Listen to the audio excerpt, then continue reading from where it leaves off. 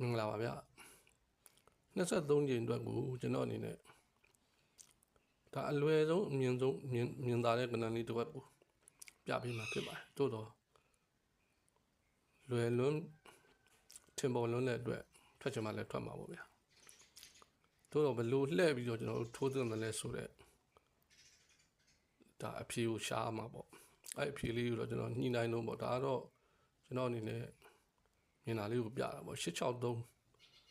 3ကတ်ထွက်တာ959လို့ထွက်တာ863ရဲ့ဘေးရှင်းကတ်959လို့တဲထွက်တယ်ဒီမှာလည်းကျွန်တော်တို့863 959လို့တဲထွက်တယ်မြင်သာလုံးပါလေဗျအဲ့ခဏတော့မကြနိုင်တော့ဘူးပေါ့ဒီမှာလည်း863တဲထွက်တယ်959ဆိုရခဏမှာရှာပေးမလားကျွန်တော်ကြည့်မယ်အဲ့တော့ကျွန်တော်ဒီမှာ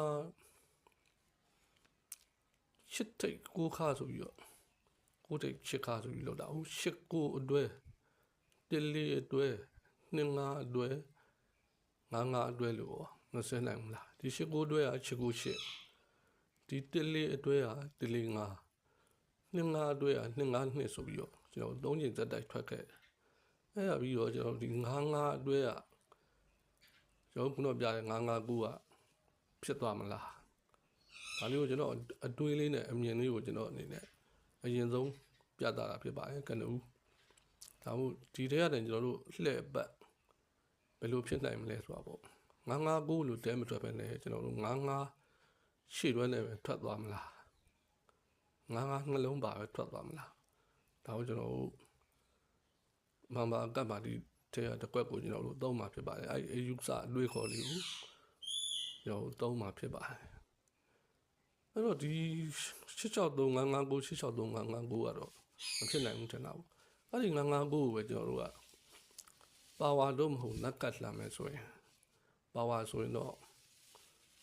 334ပေါ့ပါဝါဆိုရင်334နက်ကတ်ဆိုရင်336ပေါ့336ကလည်းကျွန်တော်တို့ဒါမွေကနန်းအနေနဲ့ဒီဘက်နေ့မှာတွက်ပြီးဖို့ပြပြီးသားဖြစ်တယ်334ကလည်းကျွန်တော်ကြားနိုင်တဲ့ဖြစ်စဉ်ရှိရပေါ့အဲ့ဒါဘယ်လိုလဲဆိုတော့ကျွန်တော်ဒီမှာ2005ခုဆိုပေါ့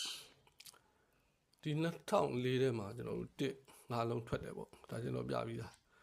အဲ့လိုဖြစ်ပြီးတော့ဒီ2005ခုထဲမှာကျွန်တော်ဒီဘေးတိုက်